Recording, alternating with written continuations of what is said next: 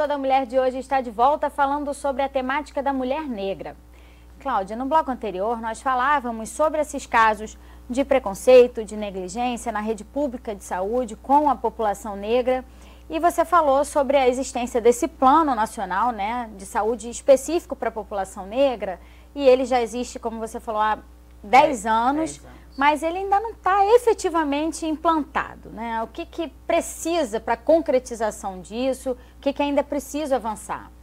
Primeiro, o Estado. Existe um programa, existe um comitê técnico, é formado por comitês técnicos. Comitês técnicos é metade sociedade civil e metade gestores.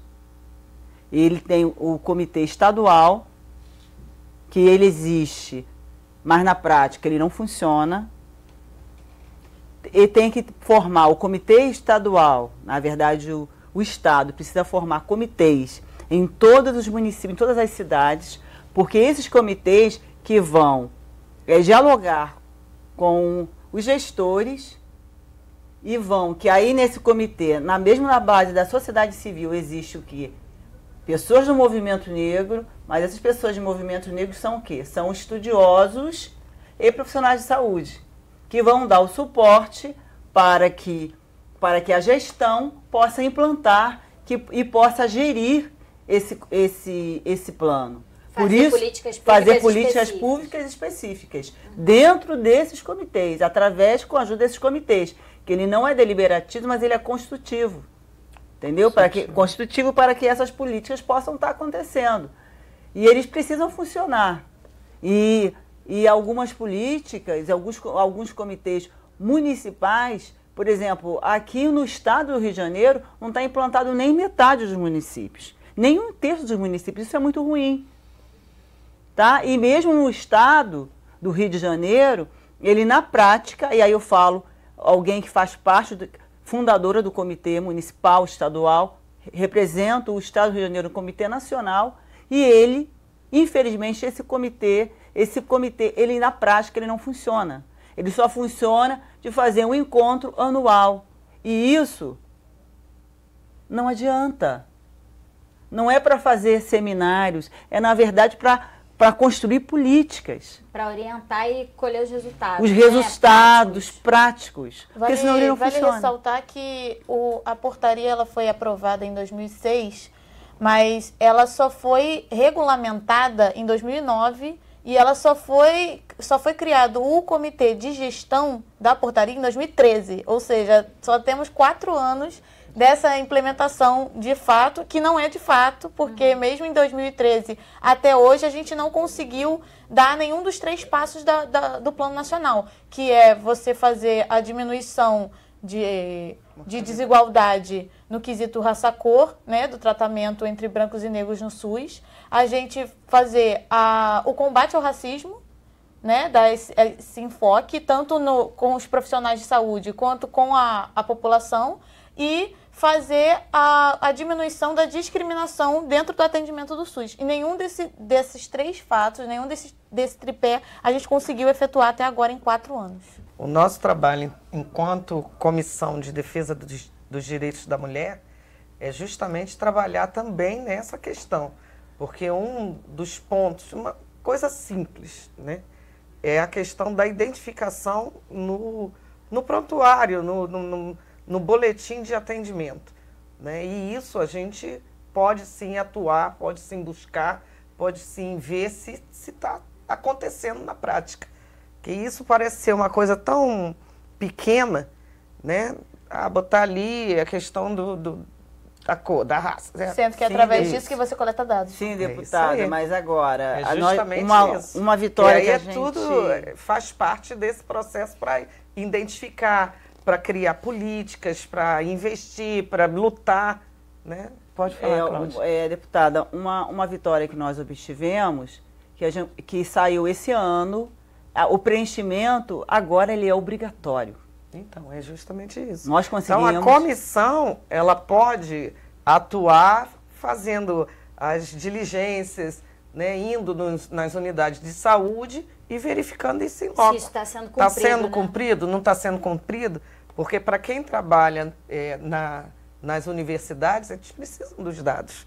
né? E isso é coisa que a comissão tem como proposta realizar juntamente com o movimento negro, com o movimento de mulheres, né? Para a gente atuar e fazer a nossa parte.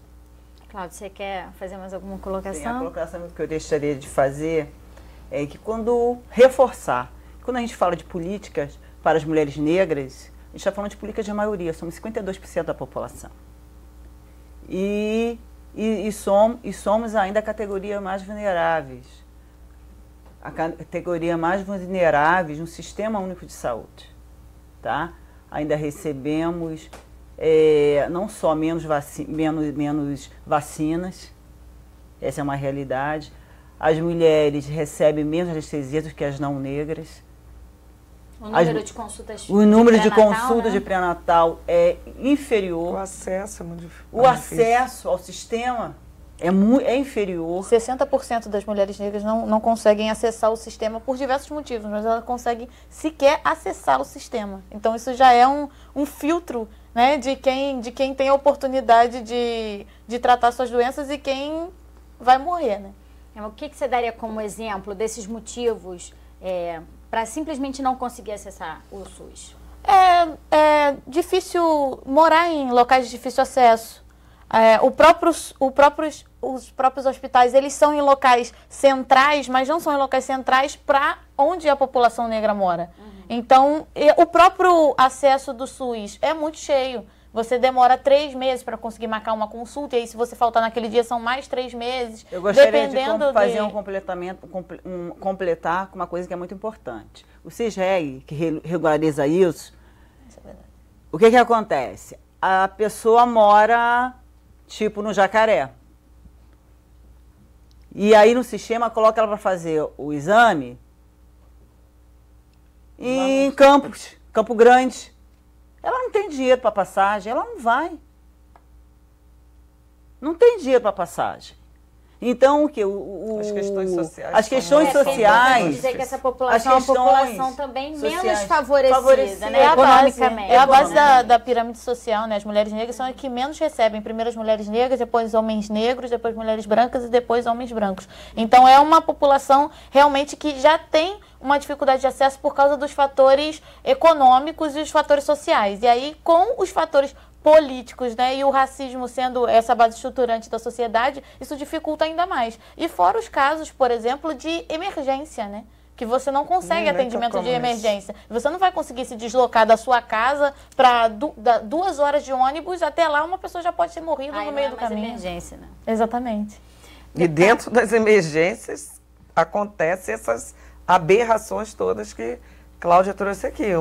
Uma negra, jovem, sendo atendida, e aí o diagnóstico inicial, pela característica dela, né, o diagnóstico inicial ser diagnóstico de droga, né, de consumo de overdose. E na realidade era um diagnóstico de um processo de hipertensão, de AVC. Provavelmente se fosse uma jovem branca, seria levantada uma série de outras hipóteses que não essa, né? Então, essas questões a gente precisa debater, né? A gente não tem a varinha de condão para, né, mudar imediatamente, mas a gente precisa, no mínimo, dialogar sobre elas, né? Dizer que elas existem e provar que elas existem. E para isso é importante ter pesquisas, ter instrumentos, né, de que esses fatos e essas verdades apareçam cada vez mais e a gente consiga realmente políticas públicas que determinem aí a saúde da mulher negra, a saúde do negro como prioridade para essas políticas. Deputada, é importante a gente dizer para a população que a Assembleia Legislativa atende também, em muitos casos, a senhora, como integrante da Comissão de Saúde da Casa, como presidente da Comissão da Mulher, também pode receber denúncias para fazer, né, essa verificação, essa fiscalização desses casos de violência ou de racismo. Né? É importante que a gente receba as denúncias, abra o debate aqui dentro da casa. Como é que a casa funciona? A casa funciona com audiências públicas, a casa funciona com propostas legislativas e a casa funciona com visitas, com visitas mesmo, né? Com diligências que são feitas nesses locais. E a gente aqui está falando de saúde, mas a gente poderia falar da questão do trabalho da mulher negra, né? Da discriminação do trabalho, a gente poderia falar da discriminação, sei lá, da própria vida, né? Das pessoas, da própria relação social que essas mulheres negras sofrem. Então, a gente recebe aqui na Comissão de Mulheres essas demandas para que a gente possa atuar com mais qualidade e mudar essa realidade. Antes da gente encerrar, eu queria saber da Helena, como integrante, né, da União Estadual dos Estudantes, entre essa população jovem, o que dentro da União vocês podem perceber em relação a esse racismo, principalmente esse racismo institucional? O que chega para vocês de denúncias? Que casos são mais marcantes? Bom, já é difícil a gente ter. A União Estadual dos Estudantes é uma entidade que trabalha com estudantes universitários. E a gente vê que isso já é uma dificuldade de você encontrar, né, estudantes universitários negros. Agora não é mais tão difícil assim por causa das cotas, mas esse caso do racismo institucional, por exemplo, na fraude das cotas, é uma coisa absurda. A gente recebe casos diários de muitas fraudes dentro das cotas raciais e que não são acompanhados pela universidade, ou a universidade simplesmente alega que essas pessoas podem continuar, sim, utilizando essa vaga e nada é feito. É porque algumas universidades hoje até promovem algumas checagens para ver se aquela pessoa que se declarou negra realmente mas muita gente, a gente sabe que já entrou através das cotas e que, na verdade, não tinham direito a essa vaga e, na verdade, estavam também tirando a vaga de alguém que precisava, né? Exatamente. E essas checagens são feitas na UF. A gente conseguiu, depois de muita luta, agora desclassificar 64 candidatos, porque eles que eram brancos na cota de negros, mas mesmo assim a gente ainda teve muitos recursos e os recursos são até com alguns prévios, assim, absurdos. Por exemplo, alguns candidatos, Alegações? Eles alegavam que a cota não era para eles. A cota era para você reparar ancestralidade. Então, ele não precisaria ser negro, só o parente dele. Lá, a partir do momento que você tem um parente, exatamente, você já consegue. E isso só mostra o quanto o racismo ainda está, né, na sociedade. Ele é gritante, né? Ele é velado, mas ao mesmo tempo ele é gritante, porque a partir do momento que uma pessoa, ela se sente no direito de alegar que se ela tiver uma avó negra, ela pode conseguir a cota, renegando tudo que a cota significa e todo o conceito de ação afirmativa, né? Isso já prova que qual é o nosso lugar, né? O que a sociedade acha que é o lugar do negro e da população negra. É muita coisa que ainda precisa ser feita, né, gente? Infelizmente, não cabe toda essa discussão no nosso programa. A gente pode fazer outros encontros para debater essa situação. Cláudia, muito obrigada pela sua participação no Toda Mulher de hoje. Helena também, deputada, mais uma vez, obrigada por ter vindo. Obrigada. O Toda Mulher de hoje fica por aqui. Se você quiser rever esse programa, acesse www.alerj.rj.gov.br. TV Alerj, o canal do povo fluminense. Até a próxima!